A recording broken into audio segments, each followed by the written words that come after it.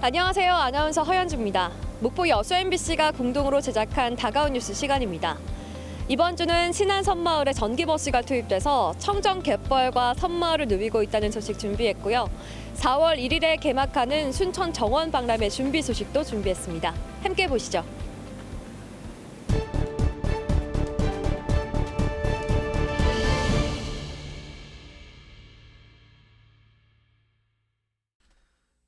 큰 새가 날아가는 듯한 모양의 섬 신안군 비금도.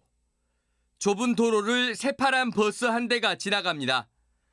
탄소 배출을 하지 않는 전기버스입니다. 다리로 연결된 비금도와 도초도의 공영버스를 신안군이 전기버스로 교체한 건 지난 2021년부터. 정부의 탄소 중립 정책에도 기여하고 무엇보다 섬과 바다, 갯벌 등 천혜의 자연을 지키기 위해서입니다. 네, 섬 같은 경우에는 이제 자연 친화적인 게 좀 더 좋잖아요. 그런 건 좀 강조되는 게 좋은 것 같아가지고. 주민들도 친환경 버스를 환영합니다.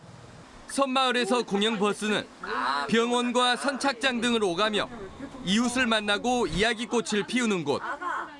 냄새나고 무엇보다 소리를 고래고래 질러야 소통이 가능했던 경유버스에 소음이 사라졌습니다. 소리도 안 나고 좋아. 그것에 탈탈탈탈하고 막 울리고 가시한테 오늘 울리도 안 하고 집대로 스르르 가니까. 신안군은 2025년까지 농어촌 버스의 절반인 35대를 전기버스로 교체하고 14개 섬 전체에 친환경 수소 전기버스를 투입하는 작업도 속도를 낼 계획입니다. MBC 뉴스 양현승입니다. 이달 초부터 운영에 들어간 광양의 한 스포츠센터 수영장입니다. 지금은 외부에서 공급받은 전기를 이용해 시설을 가동하고 있지만 수소도시 조성 계획에 따라 200kW급 수소 연료 전지를 이용해 전기와 온수를 자체적으로 생산하게 됩니다.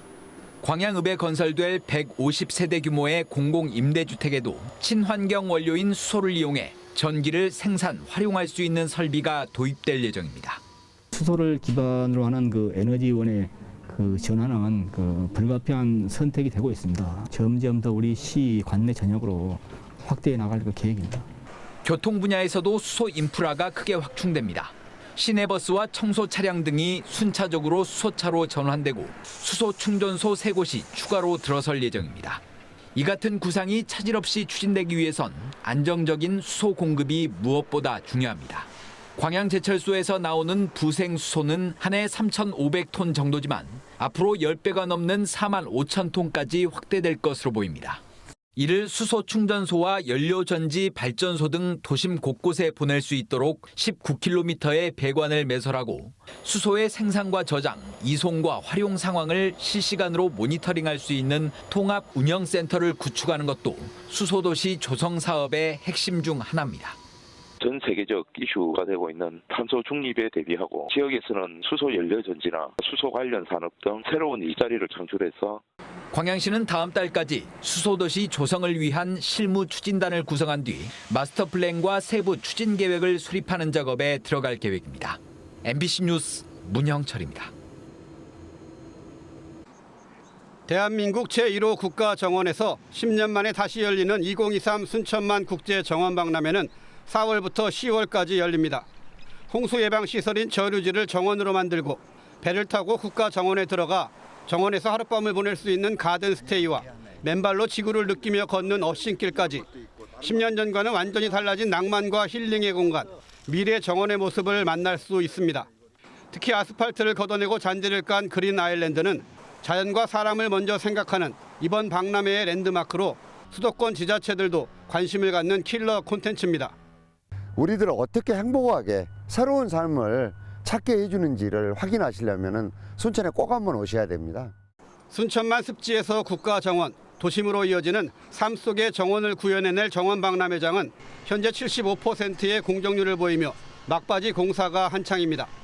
올해 전국적으로 특별한 대형 이벤트가 없는 상황에서 순천시는 다양한 방법으로 정원박람회 알리기에 주력하고 있습니다. 올해 처음 도입된 고향사랑 기부제와 연계해 박람회 입장권을 기부 답례품으로 선정한 것도 순천시에 돋보이는 아이디어입니다. 박람회 자체 수익의 대부분을 차지하는 입장권 판매는 이미 사전 판매가 상당히 이뤄졌습니다. 지역 대학과 금융기관, 언론사, 사회단체 등 각계각층의 사전 구매가 이어지면서 213억 원의 입장권 수익 목표는 이미 36억 원을 넘겼습니다. 2013년에 비해서는 한 3배 정도 빨리 진행되고 있어서 순조롭게 진행이 되고 있습니다.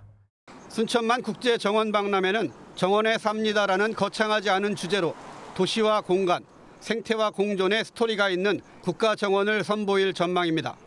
MBC 뉴스 최우식입니다.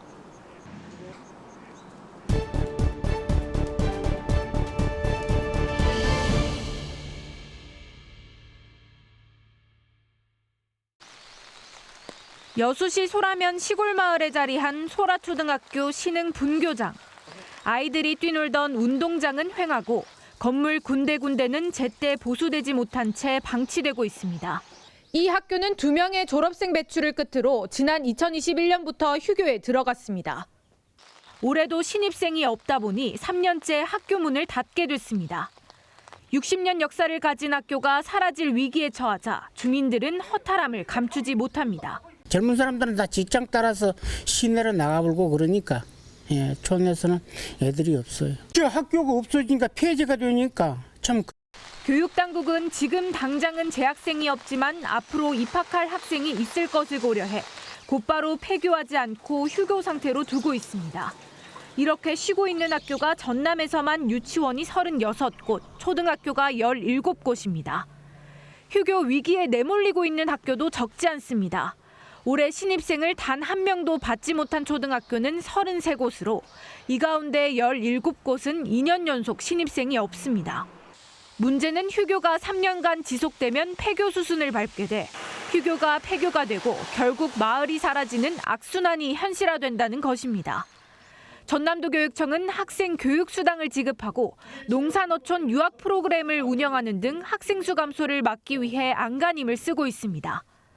지역 소멸이라는 절대절명의 위기가 새로운 기회로 바꾸도록 교육의 기본을 탄탄히 하면서 교육부는 오는 2029년 전남 학생 수가 14만 2천여 명으로 지난해보다 21% 줄어들 것으로 내다봤습니다. 저출산 등으로 학령 인구 감소가 심각해지면서 소규모 학교의 존폐 위기가 가속화하고 있습니다. MBC 뉴스 김담미입니다. 어두운 밤, 언덕길을 승용차가 빠르게 내려옵니다. 차가 우회전하는 순간 도로 위에 쓰러진 사람을 치고 차를 뒤로 빼더니 그대로 달아납니다. 이 상황을 모니터한 목포 통합 CCTV 관제센터 요원은 곧바로 경찰에 신고했습니다. 지난 2017년 문을 연 목포시 통합 관제센터가 관리하고 있는 CCTV는 2,400여 대에 달합니다. 상황을 주시하다가 오랫동안 이제 도로 쪽에 누워 계신다든지 좀 위험해 보이는 상황이 발견이 되면 상주에 계시는 경찰관분들이 계셔서 25명의 직원이 4개 조 3교대, 연중 무휴 24시간 근무하고 있는 통합관제센터. 관제 요원들은 근무가 힘들기도 하지만 시민들의 안전을 빈틈없이 지킨다는 자부심이 가득합니다. 솔직히 저희가 24시간 근무를 하면서 힘든 부분도 있지만 그 목포 시민의 안전에 도움이 된다는 생각으로 최선을 다하고 있습니다. 통합관제센터는 범죄 의심 신고와 용의자 동선 파악부터 화재 감시와 교통사고 영상 제공 등 다양한 역할을 담당하고 있습니다. 경찰과 소방, 재난상황실 등 유관기관과 유기적인 협력을 통해 각종 사건, 사고도 예방합니다. 현재 6년 가까이 운영을 하면서 1,282건의 이제 경찰 신고를 했고 그중에 104건은 실제 검거까지 이루어진 상태입니다. 시민들이 안심하고 생활할 수 있도록 오늘도 CCTV 통합관제센터는 긴장감 속에 운영되고 있습니다. MBC 뉴스 박종호입니다. 풍성한 초록 이파리들 속에 주렁주렁 열려있는 주홍빛 과일. 감귤보다 크기가 더 크고 붉은 빛을 띠는 레드향입니다. 한 나무마다 많게는 400개 이상 열려 크기와 빛깔이 여문 것부터 속속 따냅니다. 한 해 농사를 마치고 수확에 나선 농민들의 손은 쉴 틈이 없습니다. 너무 좋죠. 농사 질 때 힘들었지만 이럴 때는 이 수확할 때 그 기쁨은 다 아실걸요? 귤보다 껍질이 얇아 까기 쉽고 과육이 부드러워 남녀노소 모두 먹기 편한 레드향. 높은 일조량과 따뜻한 해풍을 맞고 자란 탓에 당도도 높아 매년 설 선물로 전국에서 인기입니다. 하지만 어려운 경기에 올해 주문량은 예전에 못 미치다 보니 농민들의 걱정은 큽니다. 난방비는 물론 비료 등 농사에 드는 모든 비용이 올랐지만 뒷걸음질 치고 있는 농산물 값은 농민들의 시름을 더 깊게 하고 있습니다. 사실 물량이 없어서 못 팔았거든요. 근데 이제 올해는 좀 경기가 안 좋고 그러다 보니까 주문량이 작년에 비해서 많이 떨어진 것 같아요. 그래서 좀 팔로도 걱정이 되고. 기후 온난화 속에 전남의 새로운 효자 작목으로 자리 잡은 레드향 수확은 1월 말까지 계속됩니다. MBC 뉴스 김진선입니다.